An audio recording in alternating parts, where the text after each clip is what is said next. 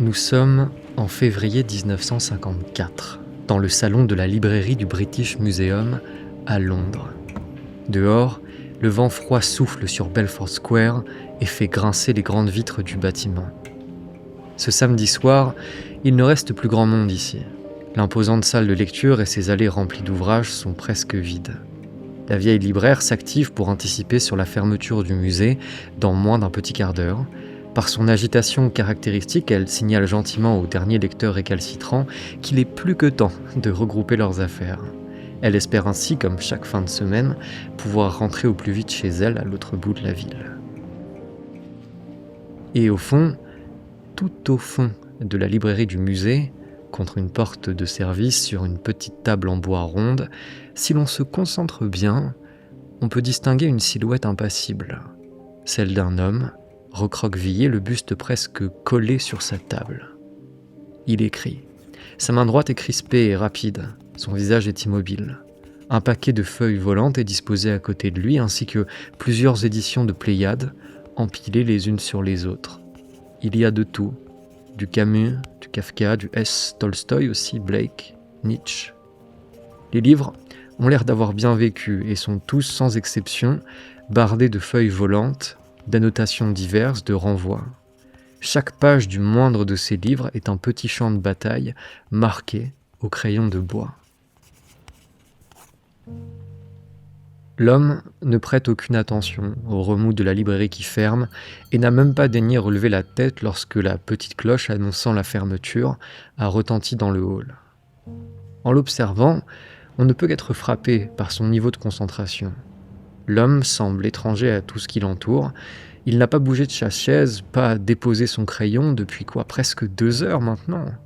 Il semble avoir trouvé quelque chose, un fil, et il le tire. Et il sait que ce fil est immense, car ce fil, ces derniers mois, l'a emmené plus loin qu'il n'aurait jamais pensé pouvoir aller. Et il le sait, il ne lui est désormais plus permis de revenir en arrière. Mais il sait aussi que de ce fil, il a fait un livre. Et il sait que ce livre est immensément trop important pour ne pas être celui de sa vie. Ou du moins, un livre qui sera lu par des milliers, peut-être même des centaines de milliers de gens.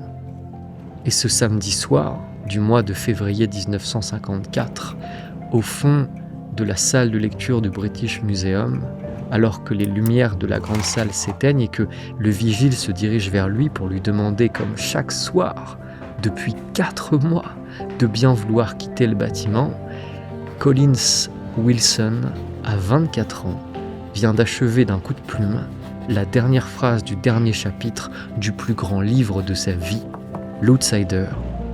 Un essai de 281 pages qui est pour moi, et j'en fais le pari à la fin de cet épisode pour vous aussi, le livre le plus important jamais écrit sur notre condition humaine en ce début de second millénaire.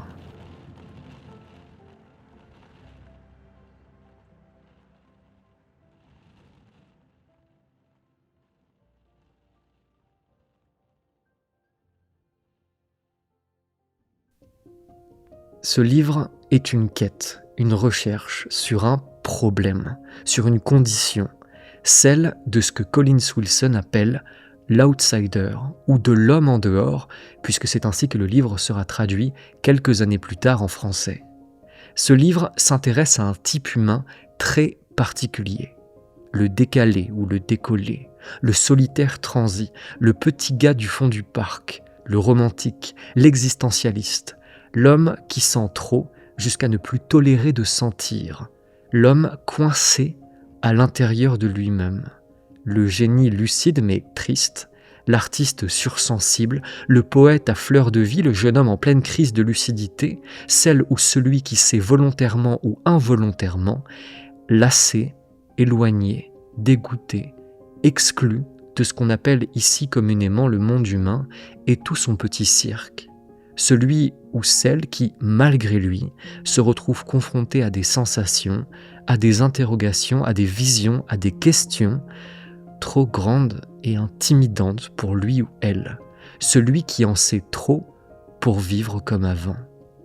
En bref, l'Outsider est un traité, un manuel de survie pour sursensibles et invités métaphysiques contraints, pour ces humains poussés malgré eux à l'introspection difficile, à l'intérieur. C'est l'histoire d'une condition vitale étrange et encore aujourd'hui largement incomprise, celle de Collins Wilson, bien sûr, on n'écrit jamais que sur soi, mais aussi la mienne et celle de nombreux autres et peut-être la vôtre, je n'en sais rien. L'Outsider est une recherche sur l'esprit humain, et plus précisément sur ceux qui, sans trop savoir pourquoi, se retrouvent à penser l'esprit humain, la vie, l'existence, plutôt qu'à la vivre. Et il nous faudra partir de là. Ce livre parle des êtres trop intelligents pour simplement se contenter de continuer à faire comme s'ils ne l'étaient pas. Il parle de ceux qui n'ont pas eu d'autre choix que de détruire un monde et qui aujourd'hui voguent dans un océan d'absurde, de solitude, de doute, les sans-patrie, sans-papier physique ou métaphysique, les délusionnés, ceux qui ne croient en rien et en même temps en tout, mais certainement pas en eux, du moins pas assez, ceux que le monde dégoûte, indiffère tout au plus, et parfois, parfois, subjugue au-delà de tout ce que le bon petit monsieur bien rangé peut bien connaître et expérimenter. Ce livre parle d'une famille humaine en particulier, d'une condition solitaire mais partagée. Ceux qui sentent trop, qui voient trop et trop loin, voilà qui sont les outsiders, voilà de qui nous allons parler aujourd'hui. De moi et peut-être de vous. Ceux qui, par une force inexplicable, se sont vus tirés en dehors de la société et son ronronnement, sans qu'on leur demande leur avis, et qui essaient de comprendre, assis dans un coin, les raisons de cet isolement contraint. Ce livre se fait pour mission de nous sauver de nous-mêmes et de nous révéler dans le même temps notre véritable nature et mission, de nous sortir du palais de notre tête. Non pas pour nous ramener dans la mare croupie et fade d'où nous venons, celle où personne n'ose poser les bonnes questions par manque de courage et où ceux qui les posent sont de toute façon pointés du doigt comme allant trop loin. Non, le problème de l'outsider n'est pas qu'il aille trop loin, comme on le lui rappelle volontiers, mais au contraire qu'il n'ose pas aller assez loin. Et c'est ce que nous verrons. L'outsider est un explorateur malgré lui, et cet épisode est un passeport. Si vous êtes enfermé à l'intérieur de vous-même, eh bien, c'est peut-être que vous avez des choses à y faire.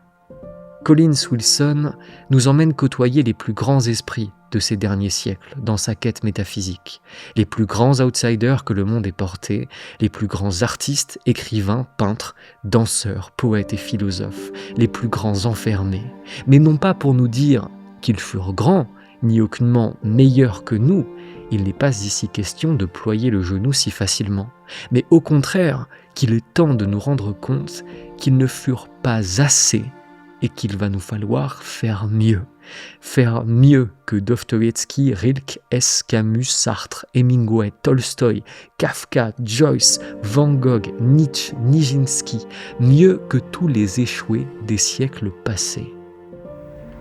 Ce soir de février 1954, alors qu'il marche en direction d'un parc public au nord de Londres pour y planter sa tente, comme chaque soir depuis presque un an, afin de pouvoir continuer d'écrire le plus longtemps possible sur ses maigres économies durement amassées, j'allais vous dire que Collins ne se doutait pas de l'importance du livre qu'il venait d'achever.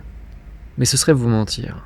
Je crois qu'il le savait très bien, et je pense même me douter que malgré le froid mordant et sa misère matérielle évidente, Collins Wilson avait le sourire aux lèvres, et pas un sourire de petit homme, mais le sourire des dieux, le sourire des surmonteurs et des transis, de ceux qui achèvent et qui risquent nom de Dieu. Bienvenue dans la quête de l'outsider, de l'homme bloqué dans sa tête pour le pire et le meilleur. Bienvenue là où la littérature cesse d'être un jeu de hochets pour ennuyeux curieux et devient ce qu'elle a toujours été, une stratégie de survie pour météores humains. Bienvenue dans un espace où la philosophie seule ne vous sauvera pas, car elle est pour vous comme pour moi beaucoup trop confortable. Bienvenue là où vivre dans sa tête n'est plus simplement une question d'introspectif timide et handicapé par la vie, mais devient une condition humaine émergente, une nouvelle modalité de conscience à maîtriser ou à subir, au choix. Et surtout, bienvenue au dolmen.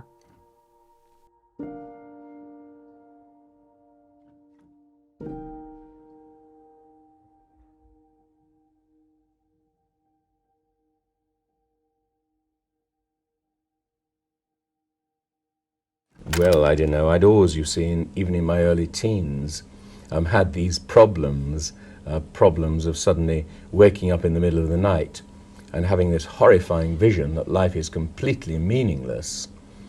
Or, just thinking about something like the depths of space and realizing, it's got to come to an end somewhere, but apparently it doesn't. And then suddenly getting this terrible feeling that, maybe life is a total delusion. Now, to begin with, I think in my teens, G.K. Chesterton once said that in his teens he saw hell, and I really think I did too. I went through, extreme depressions, glooms. There was one occasion on which I decided actually to commit suicide.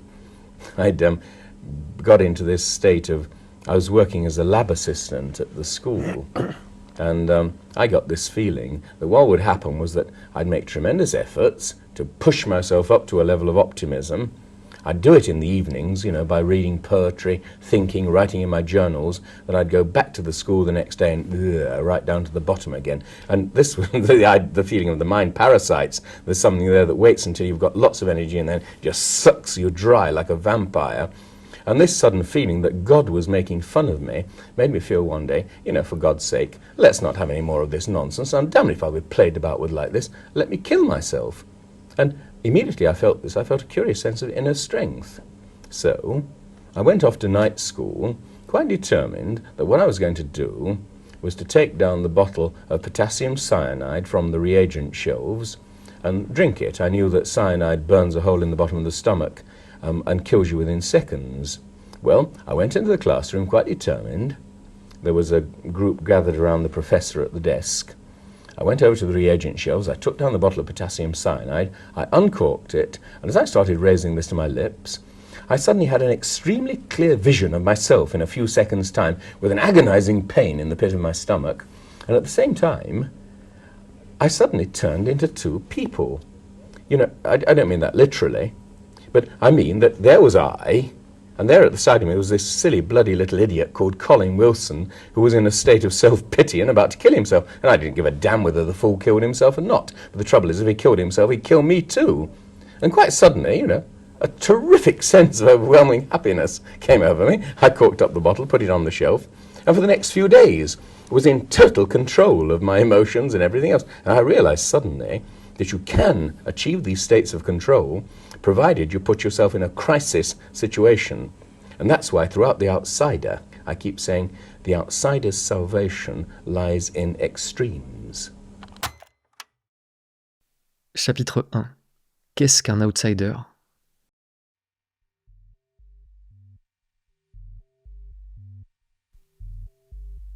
Vous savez, moi, je suis un voyeur. C'est-à-dire que j'adore regarder la vie des gens. Et en fait, je préfère 1000 fois regarder vivre que vivre. C'est pour ça, je pense que j'aime la littérature, que j'aime écrire. J'ai toujours été un gars du fond, vous voyez. Et comprenez-moi bien, je ne m'en suis jamais plaint. Je ne fais pas partie des exclus, mais des solitaires ravis. En fait, si je suis tout à fait honnête avec moi et avec vous, par la même occasion, je ne suis jamais aussi heureux, je n'éprouve jamais autant de plaisir physique et intellectuel que lorsque je suis un œil et seulement un œil. Un petit critique acerbe et planqué qui jouit en écrivant, qui s'est mis sur le côté et s'y sent très bien. Je me suis donc toujours instinctivement reconnu dans ces personnages de la littérature, comme par exemple ce narrateur anonyme du roman de Barbus, l'enfer, ce trentenaire névrosé qui passe de longues heures à zioter à travers une minuscule fente dans le mur de son appartement qui donne sur l'appartement adjacent, et y trouve un plaisir indescriptible, qui arpente les rues de Paris, échange des regards, fait l'amour avec des femmes croisées par hasard, qu'il séduit avec enthousiasme, avant de s'en séparer honteusement, incapable d'y trouver ce qu'il était venu chercher. Comme lui, je ne pourrais pas vous jurer que je n'ai pas déjà collé mon oreille contre des murs, que je n'ai pas cherché avec empressement et avec tous les moyens que la vie avait mis à ma disposition, quelque chose de plus, de mieux, que je n'ai pas su toujours trouver, malgré toutes mes errances. Si j'aime ce personnage de Barbus comme tant d'autres, c'est qu'une partie de moi vit en lui et réciproquement.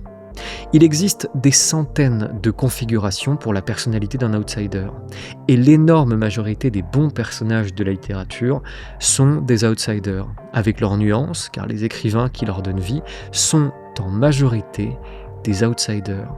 Que ce soit Meursault de Camus dans L'étranger, Roquetin de Sartre dans La nausée, Harry Haller dans Le loup des steppes ou Émile Sinclair dans Demian de Hesse, Werther de Goethe, Martin Eden, Juan Pablo Castel dans Le tunnel de Sabato, L'homme des souterrains de Dostoïevski, les frères Kamazarov. Si vous êtes ici, ne me faites pas croire que vous n'en connaissez aucun, je ne vous croirai pas un instant. En fait, c'est simple, à chaque fois qu'un personnage de littérature m'a plu, il appartenait à cette grande famille des outsiders, à un degré plus ou moins visible, sans que je n'y sois pour rien. Je n'ai pas demandé à ces personnages de me plaire, et pourtant, ils entrent en résonance avec une partie de moi. Je n'y peux rien.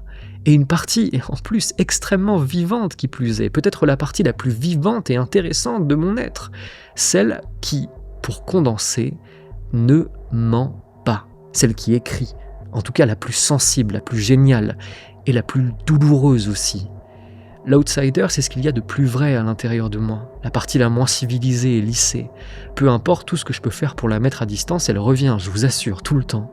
Et croyez-moi, j'ai essayé simplement d'arrêter, de sortir de ma tête, de vivre comme les autres, de ne pas trop compliquer les choses, et autres fumisteries, mais les choses sont infiniment plus compliquées que ça. Vous prenez pour une pathologie ce qui est un don, et c'est votre plus grande erreur. Voyez-vous, ces personnages, je les comprends et ils me comprennent. Un jour, j'en forgerai même peut-être un ou plusieurs, car nous partageons certains enjeux, certains tourments, et ce sont des choses importantes et précieuses. Toute société semble donc produire un certain pourcentage d'outsiders. Et la question est pourquoi ? Pourquoi existe-t-il cette étrange condition qui semble éloigner son porteur de la vie, pour le laisser se fracasser contre d'immenses questions métaphysiques sans réponse, sur le sens de la vie, de la sienne, sur le fondement même de l'existence, et au final l'éloigner du monde des humains ? Pourquoi ? Quelle est la logique évolutive conduisant à créer un infime pourcentage d'inadaptés bloqués à l'intérieur de leur tête ? Quelle est la raison de cette étrange condition ? C'est la question qu'explore Collins Wilson dans son livre et la question que je vous propose d'explorer également aujourd'hui.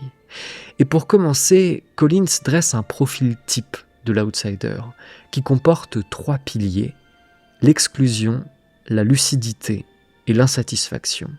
3 piliers que nous allons rapidement détailler un à un.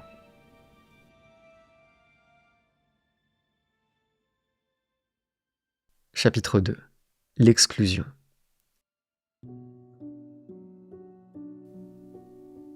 Le premier pilier est évident. L'outsider est un être solitaire, c'est dans son nom. Il est sur le côté et s'y sent bien, du moins beaucoup mieux qu'au milieu.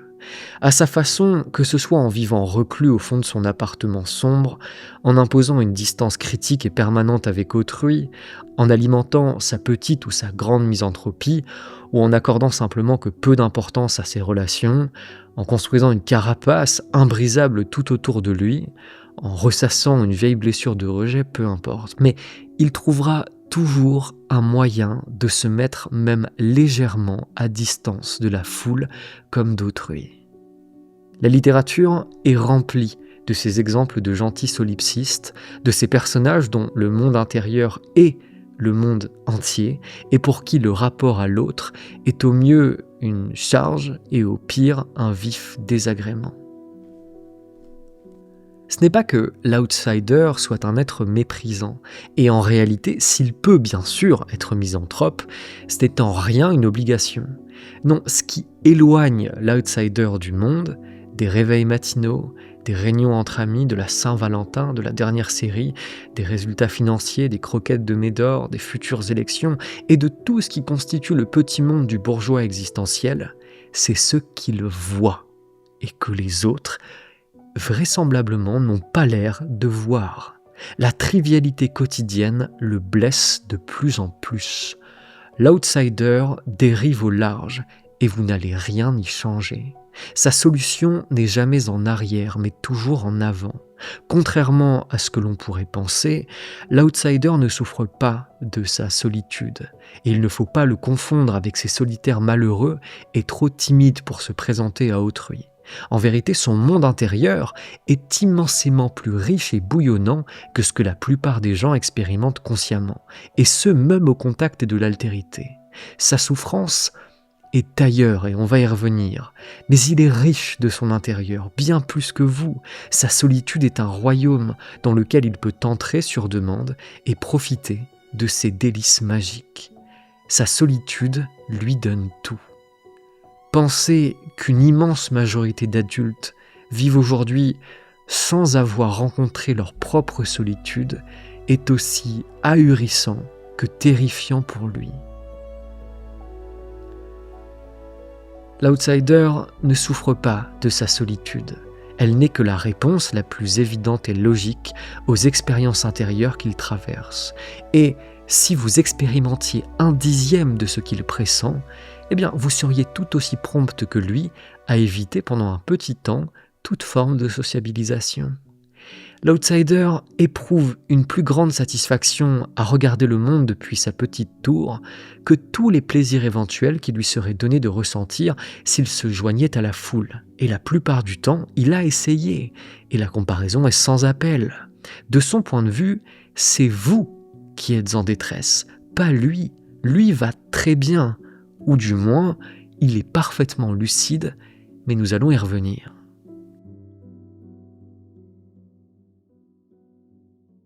N'essayons donc pas de faire rentrer des ronds dans des carrés.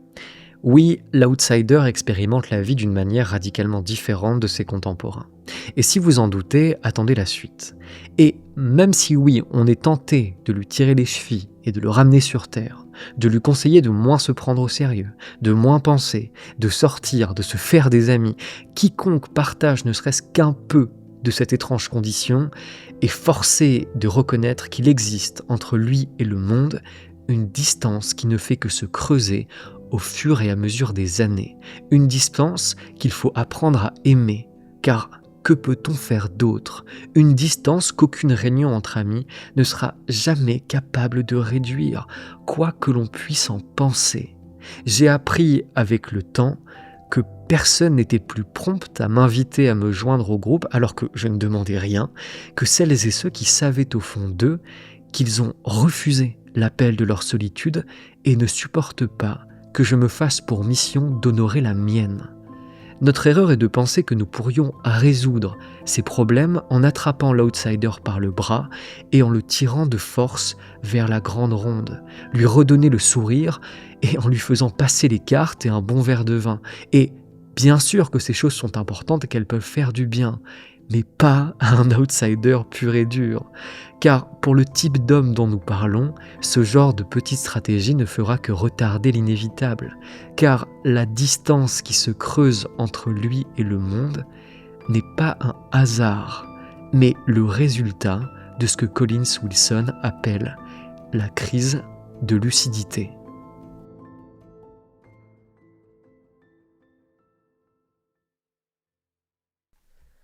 Chapitre 3. Un lucide au royaume des aveugles. L'outsider est une condition existentielle, on l'a dit, un problème social, un trouble en réalité bien plus émotionnel et physique qu'intellectuel. Être un outsider, c'est une maladie de l'œil.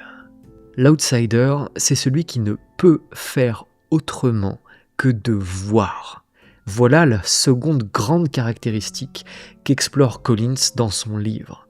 Être un outsider, c'est recevoir une lucidité que l'on aurait peut-être préféré éviter. Et vous allez me demander, mais alors, que voit-il de si perturbant qui justifierait cette fuite à l'intérieur de lui-même, ce prince noir tragico-tragique ? Eh bien, il observe le monde se déshabiller devant lui, couche après couche, sans qu'il n'ait rien demandé. Il est spectateur obligé de sa propre lucidité grandissante. Et vous pouvez trouver ça ridicule, mais je vous assure que quand vous êtes dedans, ce ne sont pas des blagues. Il voit d'abord les petits jeux humains se révéler à lui. C'est la première couche de l'oignon. Il voit l'être humain se révéler pour ce qu'il est. Une petite créature toute misérable, engluée et prisonnière de pulsions de domination, d'affirmation égotique, de besoins d'appartenance, de désirs plus ou moins raffinés ou bruts.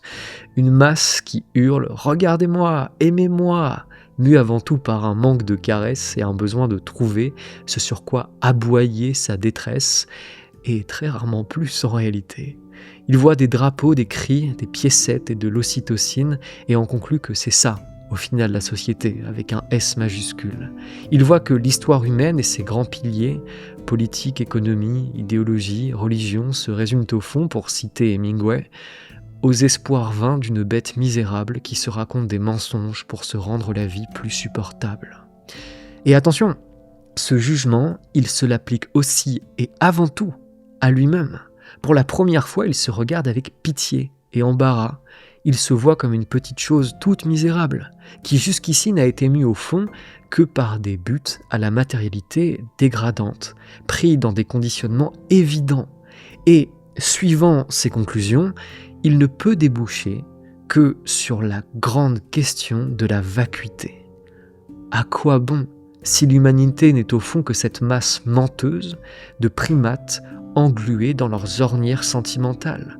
À quoi bon s'il n'existe en ce monde que contrainte et futilité, nulle liberté et nul but, rien à prendre au sérieux, rien à poursuivre, rien qui vaille le coup? Puis, il regarde derrière lui et se demande: mais comment font tous ces gens pour vivre leur vie aussi normalement? Comment font-ils pour prendre toutes ces choses au sérieux? Leur petite épargne, leurs petits projets, leur petite vie.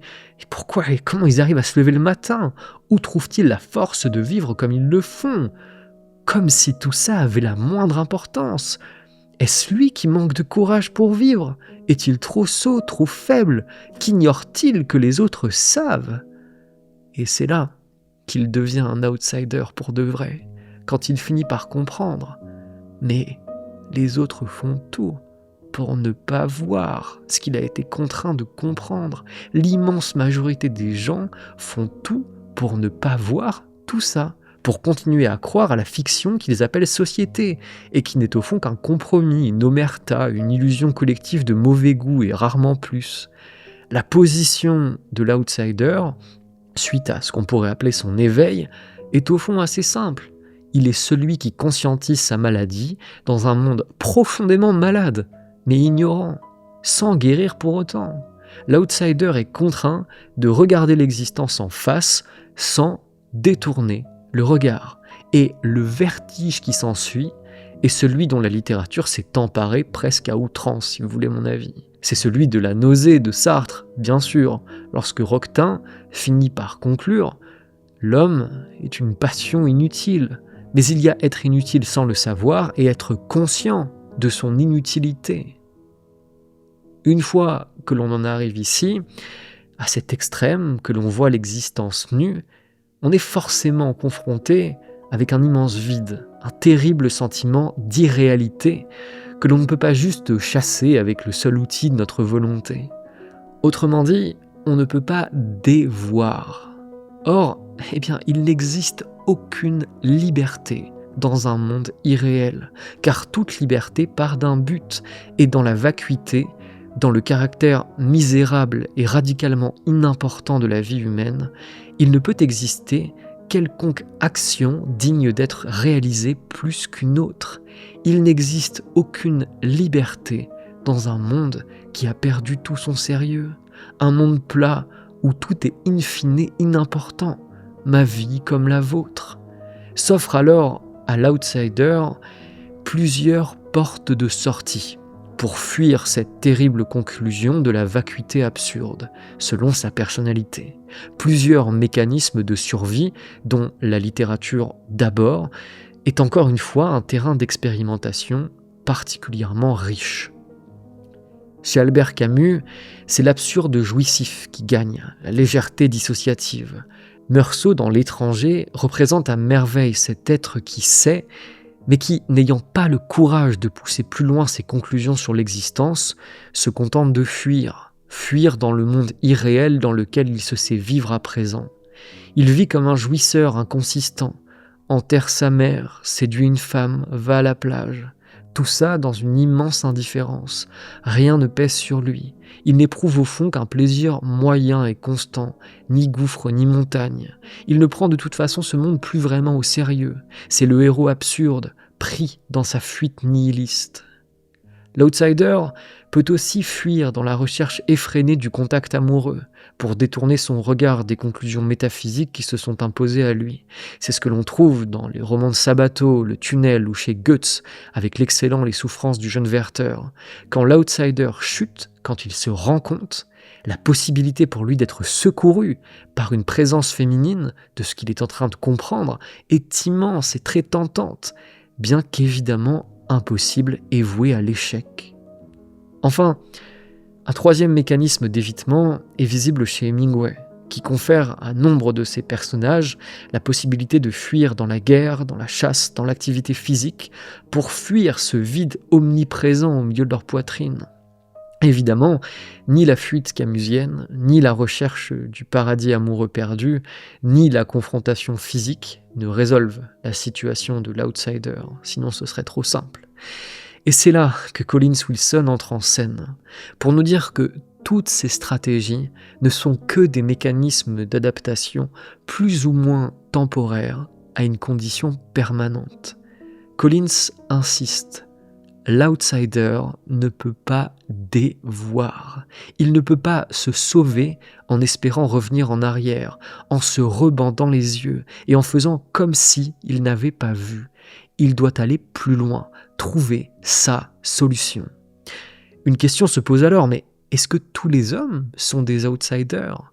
Et la réponse est oui, à partir du moment où ils ouvrent les yeux et voient pour la première fois vraiment le monde dans lequel ils vivent, et immédiatement se mettent à penser qu'ils voient trop loin, qu'ils n'auraient pas dû aller jusque-là, se retrouvent pris en étau entre la lumière aveuglante de la terrible lucidité et le retour impossible dans l'ignorance béate. And so the question I asked myself from the beginning is, how could you determine which was true? The moods of intensity, or, the suicide note that Van Gogh left saying, misery will never end.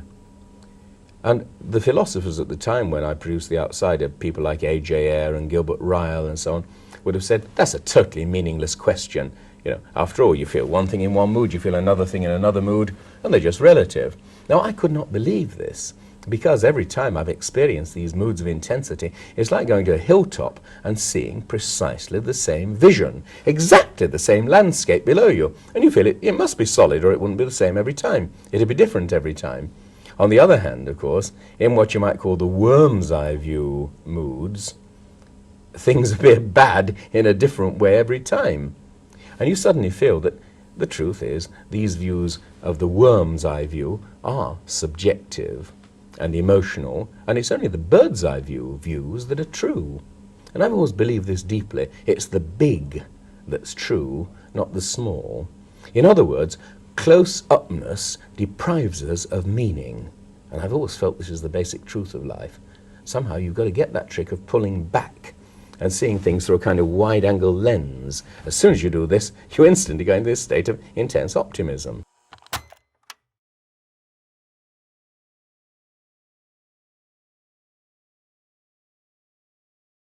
Chapitre 4.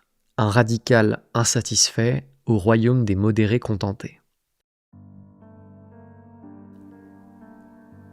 l'énorme majorité d'entre vous vit aujourd'hui sans se poser la question ni du pourquoi ni du comment. Je veux dire sans que ces questions vous paralysent complètement, vous empêchent de vivre jusqu'à ce que vous y ayez répondu, vous privent de votre sommeil jusqu'aux larmes. Beaucoup se posent bien sûr ces questions, mais au fond d'abord par ennui, par recherche identitaire, par mimétisme, par petit jeu de l'esprit, par mode, mais elles tiennent davantage chez eux de la décoration que de l'échafaud. Je vous vois, on vous voit, et jamais vous n'irez jusqu'à mettre vraiment votre vie entière dans l'équation. Vous vivez les conséquences dont vous ignorez les causes, et c'est là que l'on reconnaît les vrais outsiders des faux. L'outsider est un homme qui n'a pas eu le choix que de se poser une série de grandes questions. Et chez lui, elles ne tiennent pas du tour de passe-passe intellectuel, mais d'un raisonnement sérieux. Oui, sérieux, c'est le moindre des mots, car c'est sa vie qui est en jeu.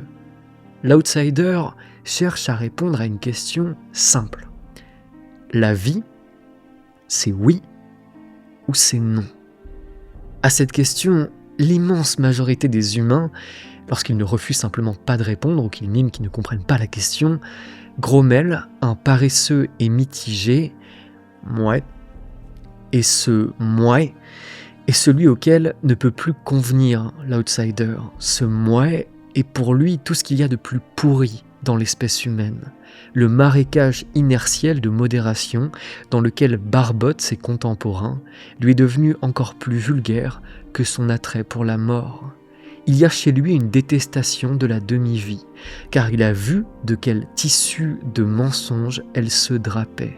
Il y a chez lui une détestation de la mesure, du milieu, du compromis, ou, pour citer celui qui en a parlé, avec le plus de justesse,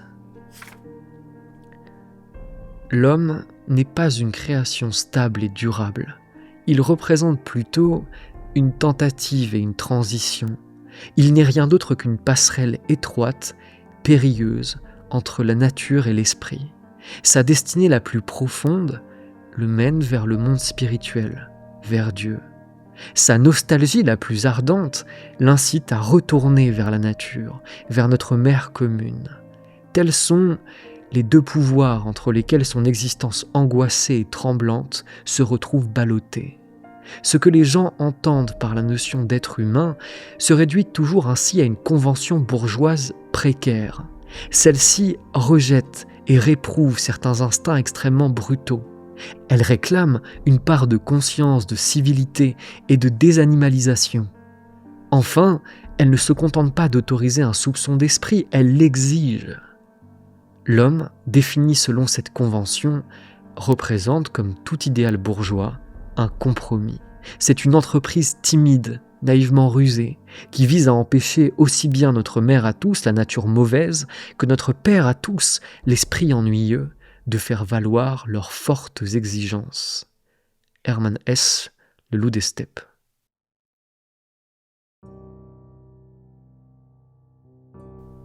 L'homme est donc un compromis entre le primate et Dieu, un compromis fade, menteur et de mauvais goût. Ce que reproche l'outsider aux bourgeois, c'est de ne jamais oser aller jusqu'au bout de ses conclusions.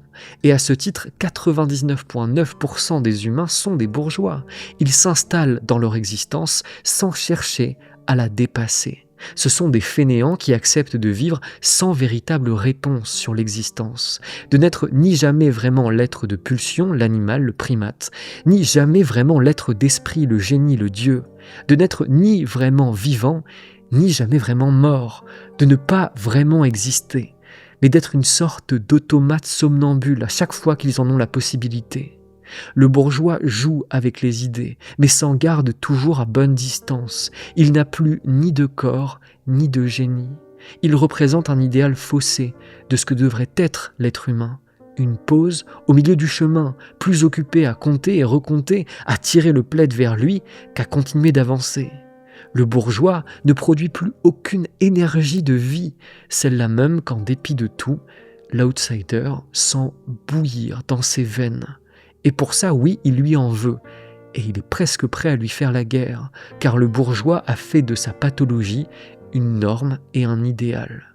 Mais à côté de ça, non content de sa modération peureuse, il récupère le jus de vie produit par l'outsider pour s'en faire des colliers et parade dans de grands salons littéraires où naturellement l'outsider n'est pas invité et même s'il l'était, il n'irait pas.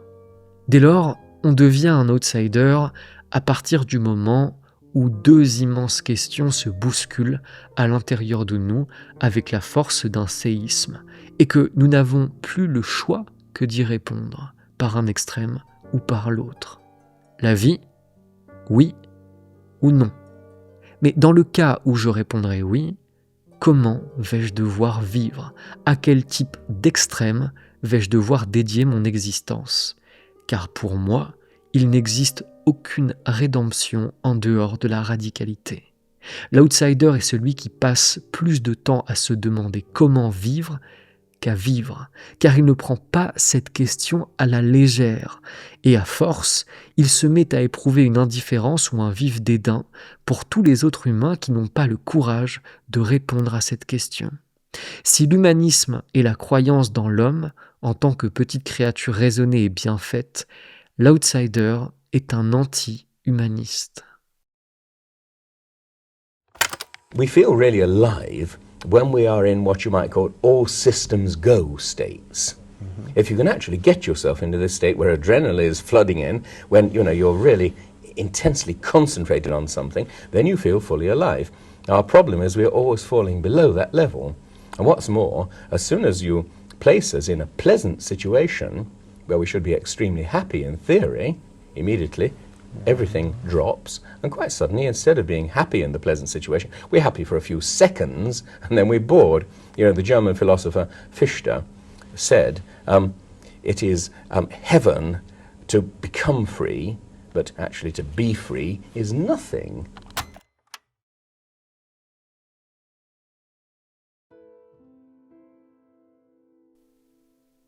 S'il y a une chose qui caractérise l'outsider, le dernier pilier de sa personnalité, c'est donc bien son intensité démiurgique. L'outsider sent trop, et cette sensitivité, qui peut être intellectuelle, émotionnelle, corporelle, le mène à sa lucidité, puis à sa rupture. Que ce soit Van Gogh, qui n'était au fond que l'esclave de son œil et de son cœur jusqu'à la folie, Wagner, qui allait dans différents spas d'Allemagne en espérant ainsi guérir de son amour irraisonné pour la musique, Nietzsche, que l'intensité de grâce terrassait et sauvait en boucle, Nijinsky, dont le corps était Dieu sous forme charnelle lorsqu'il dansait, tous ces outsiders sentaient trop pour pouvoir se contenter de vivre en bourgeois. Il y avait un oui ou un non et une guerre entre les deux. Le secret, c'est que l'outsider n'est au fond pas mu par un sentiment de supériorité ou d'infériorité, mais par une demande, un excès vital auquel il n'est pas certain de pouvoir répondre. Sa plainte dit « Mais moi je veux bien dire oui à la vie, mais comment puis-je être certain qu'elle tiendra parole ? Car moi, si je suis déçu, vois-tu, je ne pourrai pas faire comme eux. Je ne pourrai pas juste aller dormir et tout oublier le lendemain matin. Moi, je ne mens pas. Moi, je joue pour la vérité. Je me devrais donc de partir si je ne trouve pas mon oui. » L'outsider exige de la vie immensément plus que ce que la plupart des hommes considèrent comme possible et ce qu'ils peuvent seulement concevoir. Cet homme, coincé dans sa tête, ne manque pas d'appétit vital, mais au contraire sent en lui une soif exquise qu'il ne retrouve nulle part ailleurs chez ses semblables, une soif 1000 fois au-dessus de celle de l'homme moyen. Alors, il se tait et attend, mais au fond de lui, il sait qu'il ne restera jamais ici pour moins que ça. Il a peur de son anormalité et de ce qu'elle risquerait d'exiger de lui dans la poursuite de sa vie. Collins écrit « Toutes nos recherches nous amènent à la conclusion que l'outsider n'est pas un fou, mais un être doté d'une extrême sensitivité et tenu d'apprendre à survivre dans une configuration singulière. » Une fois que l'on a vraiment pesé le pour et le contre à la vie, et que le pour l'a emporté de justesse, Dieu merci, on finit par attendre de la vie infiniment plus que la pâtée pour chat répétitive et triviale que l'on nous a servi jusqu'ici. Et oui, on est prêt à s'affamer en l'attendant. L'outsider, s'il dit oui, veut donc devenir autre chose, quelque chose qui quitte le milieu de la corde pour se rapprocher d'une des extrémités. Le choix qui s'impose à lui est alors assez simple. Renier sa nature, c'est-à-dire vivre sous cape, au milieu des modérés alors qu'il ne l'est pas, trouver un moyen de faire taire son démon, de faire semblant de le fuir, aussi misérable que soit cette entreprise, et s'entendre dire « mais sors de ta tête, pourquoi tu te poses toutes ces questions enfin ?» ou pousser plus loin, devenir quelque chose d'autre, trouver un moyen de forcer la vie à répondre à l'intensité qu'il abrite. Au fond, l'outsider dit à la vie, en serrant les dents, « si je vis, si je m'élance pour de vrai, prépare-toi et j'espère que tu tiendras parole. » L'outsider ne peut pas vivre dans la tranchée de la modération sans éprouver 1000 douleurs et une honte qui le transformera en misanthrope acide. Il n'y a pour lui que 2 chemins, le courage ou la pourriture. Et plus vite il le comprendra, plus vite il sortira de l'enfer solipsiste et absurde de son esprit.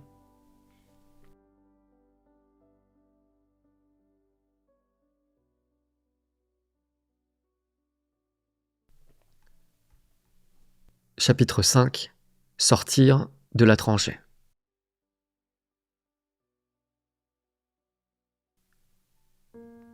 Ce que je vous ai dit jusqu'ici, bien qu'important, n'est pas nouveau. Et n'importe lequel d'entre vous qui s'est engagé sur un chemin d'individuation ou qui n'a pas tourné le dos à l'appel de sa solitude ou de son romantisme pourra s'y reconnaître sans trop de soucis. L'essentiel de ce qu'il y a à comprendre sur la posture de l'outsider, lorsqu'il est au fond de sa tranchée, tient dans n'importe quel monologue cynique que vous trouverez sans problème dans un des très bons livres qu'a produit la littérature et qui tient au fond à la reformulation infinie de nos postulats précédents. Le monde est une blague de mauvais goût, les êtres humains passent la majorité de leur temps de vie dans une hypnose consentie et triviale. Rien ne vaut la peine d'être fait, vécu ou construit, car tout ça est d'un éphémère ridicule, le monde est absurde, les êtres humains sont de petites créatures miteuses et menteuses, etc., etc., etc., etc. Voilà ce que ressasse l'outsider au fond de sa tranchée, et non sans justesse. Mais contrairement à ce que l'on admet généralement, tout ceci, la crise de lucidité, la confrontation avec l'extrême futilité du monde, la misère humaine, tout ce processus d'éveil ne constitue qu'une première marche sur l'échelle de l'outsider. Et franchement, vous voulez que je vous dise, c'est la plus facile. Mais malheureusement, c'est aussi là où la plupart d'entre vous restent bloqués. L'essentiel des récits et des témoignages que nous avons sur cette étrange condition s'arrête ici, dans une forme de syphilis spirituelle sombre et absurde, d'hommes et de femmes qui se sont soi-disant éveillés et qui n'ont extérieurement, c'est vrai, au final, rien de bien enviable. Des carcasses géniales, soi-disant lucides, mais c'est tout, portant le poids du monde sur leurs épaules.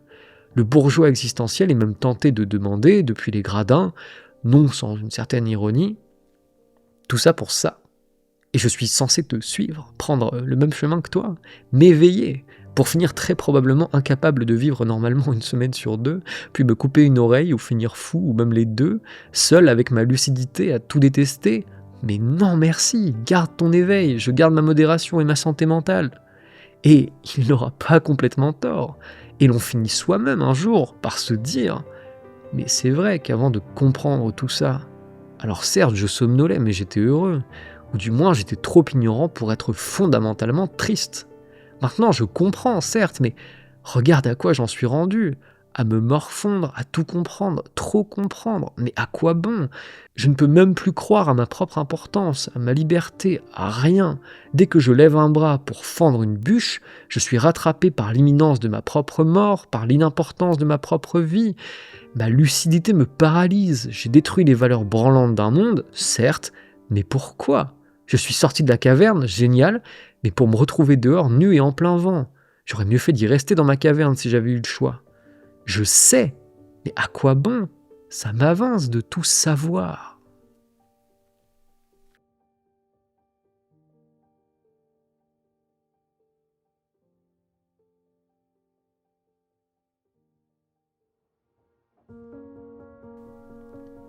Dépasser cet instant, peu l'ont fait.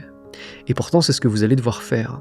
C'est même là, quitte à sonner prétentieux, et ce ne sera pas la première fois, que je trouve personnellement que les grands, aussi géniaux soient-ils, ont manqué de courage.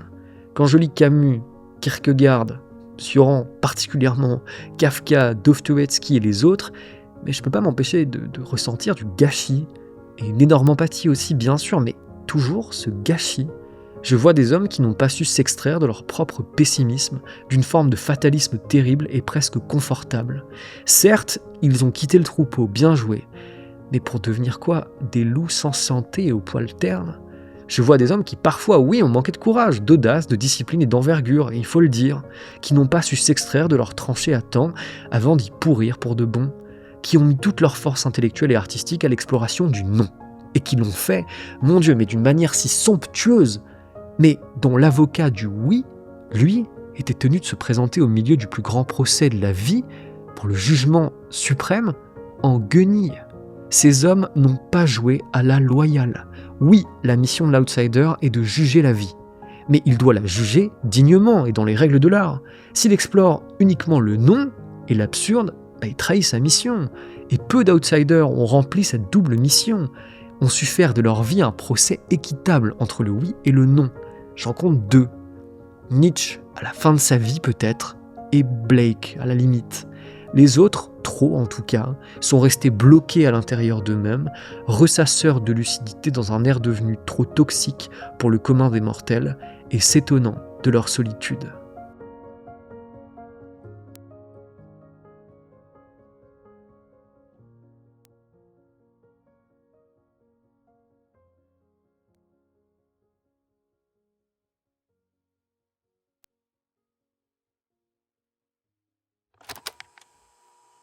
Human beings are what you might call about 49% real you, the essence, the free will, and 51% robot. And so the robot slightly always overbalances the real you. Now, as soon as a crisis occurs, as soon as anything drives you to make a real effort, quite suddenly, the real you rises that extra 1%, and suddenly you are 50-50. And in the 50-50 moods, setting out on holiday, driving along on a spring morning and thinking, my God, isn't it all beautiful? You're in a kind of 50-50 mood. The real you and the robot are perfectly balanced. In crisis situations, in which suddenly, Hans Keller, who used to be head of BBC Music, said that in Germany in the 1930s, when Jews were disappearing into concentration camps, and he was Jewish, he said, oh my God, if I can just get out of Germany, I swear that I would never be unhappy again for the rest of my life. And you can see exactly what he meant. He would feel it would be so easy to remain happy for the rest of your life compared to the prospect of vanishing into a concentration camp. But what do we actually do? Under these circumstances where we think, God, if only, we suddenly find that, normality, pleasantness, puts us into this curious robotic state in which we forget everything and down we go again.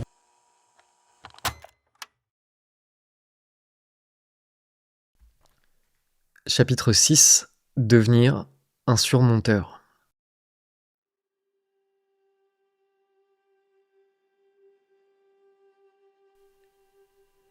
Alors, que fait-on? Comment sort-on pour de bon de sa tête? Comment faire de son statut d'outsider autre chose qu'une longue torture qui, avec de la chance, vous permettra au moins peut-être d'écrire quelques textes pas trop mauvais. La solution pour Collins Wilson, et je ne peux que lui emboîter le pas là-dessus, tient en 4 mots. Radicalité, volonté, liberté et grâce. Et je dois bien dire que jusqu'ici, c'est aussi ce qui m'a sauvé. À la question « Que doit faire l'outsider de sa vie ?», il n'y a qu'une seule réponse possible. Une entreprise géniale, à la radicalité époustouflante, le menant toujours et encore vers l'accession à sa propre grâce aux 4 coins du monde. Car si aucun être humain n'est capable de saisir les tenants et les aboutissants de la misère humaine mieux que lui, si aucun œil ne voit mieux que celui de l'outsider les mensonges, s'il est capable d'éprouver plus qu'aucun autre toute la misère et la tristesse du monde, ainsi que son supposé non-sens, l'inverse est tout aussi valable. Le don de l'outsider est l'intensité, pas la tristesse. Ainsi, c'est d'abord la radicalité qui vous sauvera.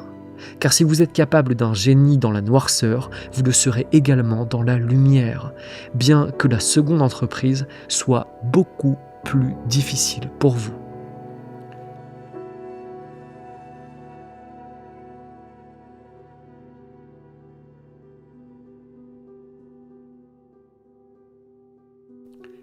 Souvent, l'outsider nous jouera le numéro du vieux monsieur qui a tout vu et tout compris sur l'existence, blasé, trop sachant, alors qu'il n'a fait depuis 30 ans que creuser le sillon de sa tranchée, qu'en arpenter chaque dédale jusqu'à devenir sa tranchée.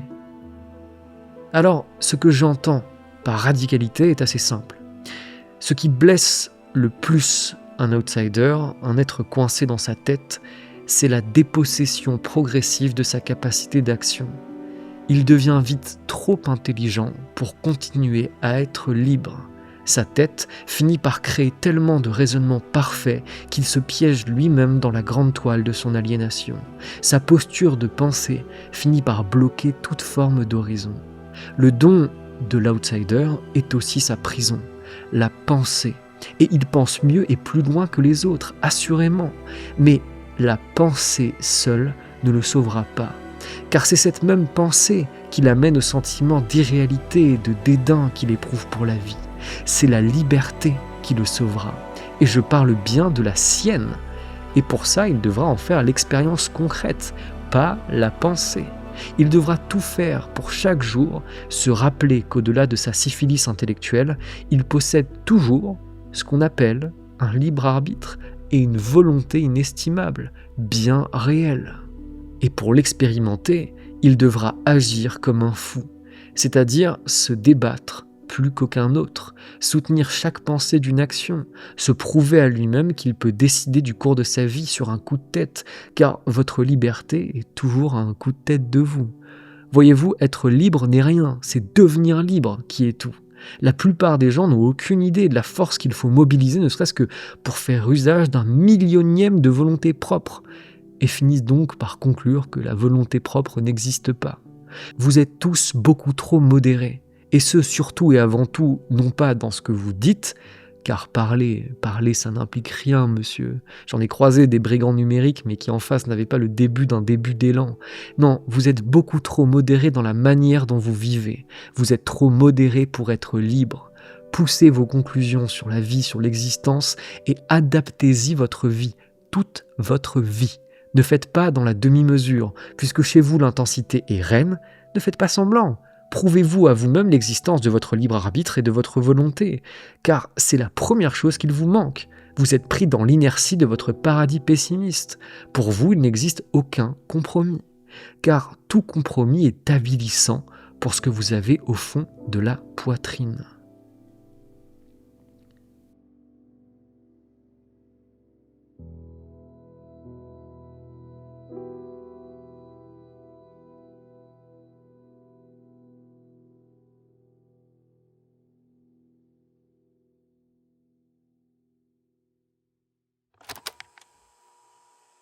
I think it's more than simply this acknowledging the possibility of something greater.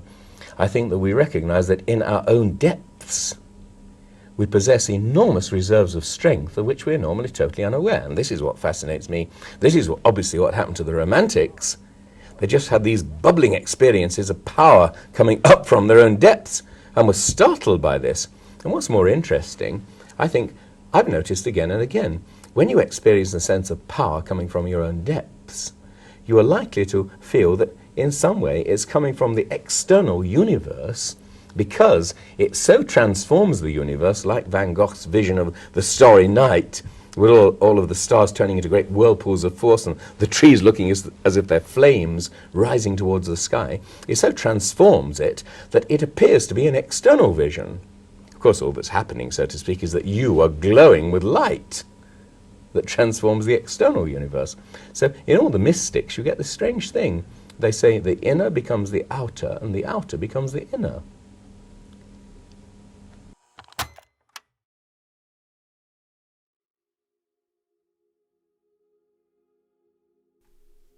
Mon problème, comme le vôtre, le problème de l'outsider, c'est qu'il est peureux, il est terrifié. Le problème de l'outsider, c'est la peur. Et si vous en doutez, faites le test. Entrez dans n'importe quelle bibliothèque, rendez-vous au rayon philosophie, saisissez n'importe quel livre, au titre évocateur de la problématique de l'outsider. Qu'est-ce que la vie? À quoi bon vivre? Qu'est-ce que l'homme? À force, vous les flairerez facilement. Puis ouvrez un passage au hasard au milieu du livre et constatez 9 fois sur 10, que l'on y retrouve un monologue d'un être bien assis sur son fauteuil à bascule, pipe en bouche, qui observe le grand panorama que l'on appelle vie dans une forme de détachement satisfait.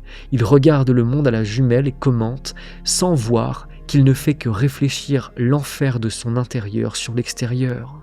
Les autres outsiders finiront par le lire, bien sûr, et reproduire le même schéma. L'outsider camoufle sa peur en conclusion pessimiste. Et le problème, c'est qu'il le fait avec un tel talent que les autres, tout le monde, finit par le croire. Le problème, c'est que les pessimistes ne touchent jamais leur liberté du doigt, et donc ils n'en parlent pas. Les pessimistes ne peuvent pas jouir. Ce ne sont pas des pickers, comme écrit Maslow. Ils n'expérimentent pas la grâce. Ni Sartre, ni Camus, je suis désolé, n'ont su complètement se sauver par l'expérience de la liberté. Le problème fondamental des existentialistes et des intellectuels par extension, c'est qu'ils font charger toute leur cavalerie mentale du côté de l'exploration minutieuse du tourment et de la misère humaine, et insistent ensuite qu'il s'agit de la sacro-sainte nature humaine, comme pour légitimer toute l'énergie investie dans leurs efforts pour descendre et ridiculiser l'être humain. Ils vont mal car ils sont pessimistes et prennent leur pessimisme pour une loi immuable de l'existence. Ils constatent donc l'absence de liberté et s'y condamnent par la même occasion. Bienvenue dans la syphilis intellectuelle. Ils trahissent leur mission et vendent la nature humaine avant de l'avoir explorée de fond en comble. Et pour ça, il faudrait presque leur en vouloir. Tout le malheur de l'outsider est qu'il est coincé dans la prison de ses 5 sens. Mais la bonne nouvelle, c'est que c'est lui et seulement lui qui s'y est enfermé.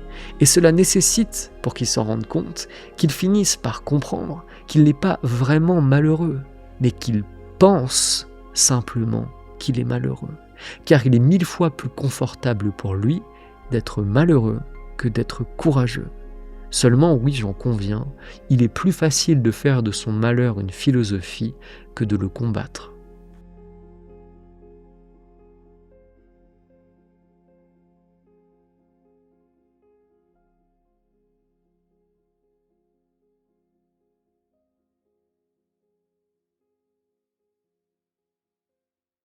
And that's what fascinated me so much, this notion that we're actually free, that we get these curious moments in which freedom floods over us with a kind of explosion that suddenly shakes us awake. It's what the Buddhists call enlightenment. And whenever it hits you, you get this strange feeling of, my God, of course! And then, of course, you wake up the next morning and say, of course what? So the problem was to define it precisely. And the only way you could do this is by learning, if possible, to create peak experiences at will. And that was the problem to which I gave myself after about 1958. How could it be done?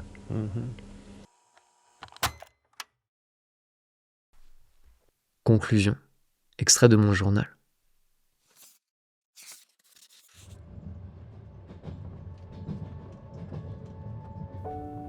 J'ai compris. Il faut chercher le pic, faire du pic une religion. Car, que je le veuille ou non, je pense que je suis un homme profondément religieux. Seulement, je n'arrive pas à croire, ce qui est un peu un comble. Je veux dire que la religion est chez eux comme un commencement codifié, là où elle est chez moi comme une finalité terrifiante. Personne n'a plus besoin de Dieu que moi. Sauf que je suis des difficiles à convaincre, vois-tu. Alors pour l'instant, la seule chose dans laquelle je puisse croire sans me travestir et sans mentir, c'est le pic. C'est le pic qui sauve les gars comme moi. C'est la pierre philosophale des demi-souffrants coincés à l'intérieur. C'est le pic dont je dois parler, car c'est le pic qu'ils ont tous cherché et pour certains passagèrement su saisir. C'est ce délice de l'instant qu'ils ont cherché partout. C'est ce pic que j'avais pressenti il y a plusieurs mois quand je parlais de s'atteindre, car c'est de cela qu'il s'agit. S'atteindre dans une immense déflagration extatique. Le pic est ce qui se rapproche le plus d'un orgasme métaphysique. C'est le oui, la digue saute, et tout ce qui avait été accumulé de vie restreinte et empêché se précipite vers vous.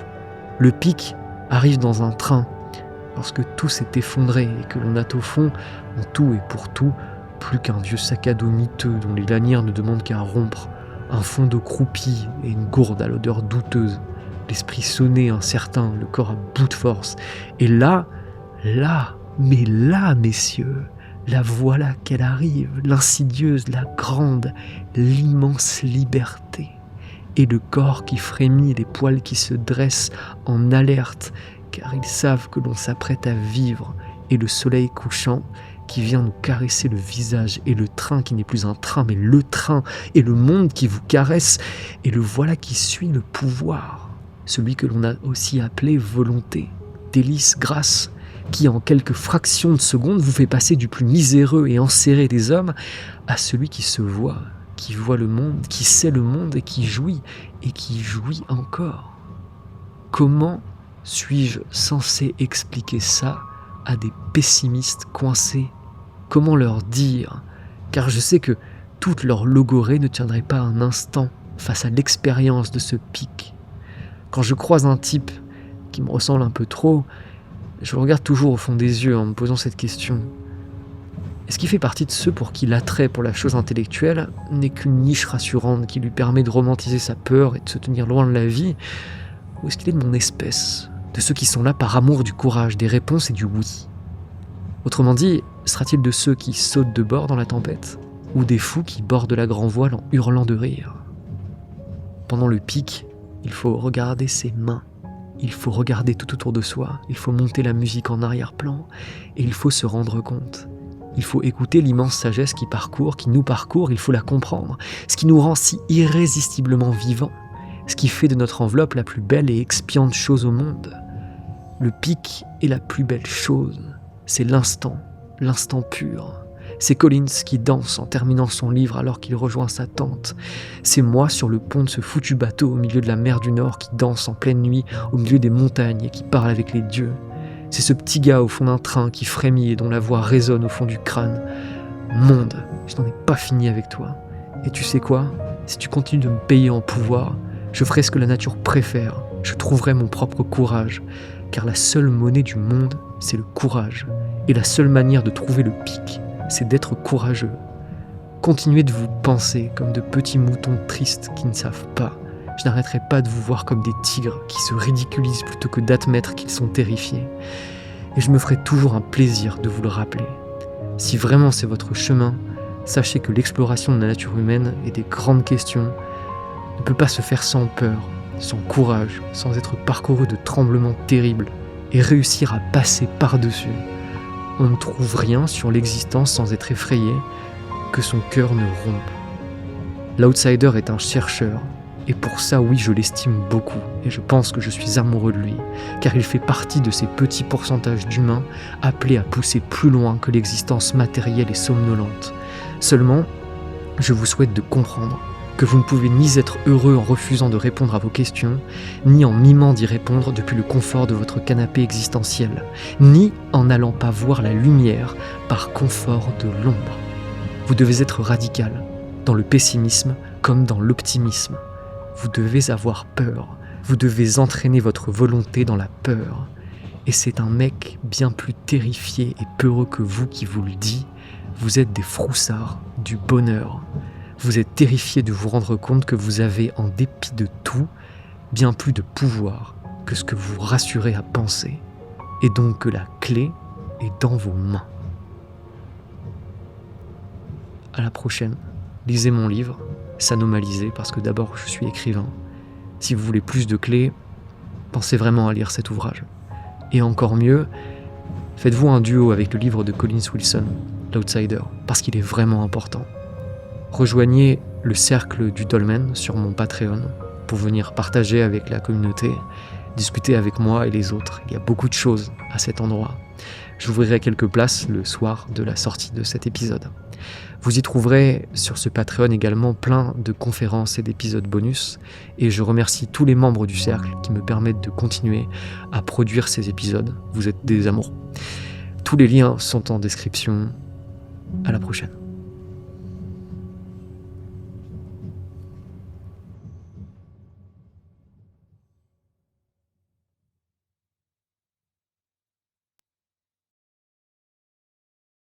What happens is that this stuff, which we call mind, takes the shape of its container, the way water takes the shape of a container. And when mind is folded down into the tiny, eensy-beensy, cramped container of bourgeois, American, materialist, Republican, howly existence, it becomes a kind of a narrow experience of some sort, if you know what I mean.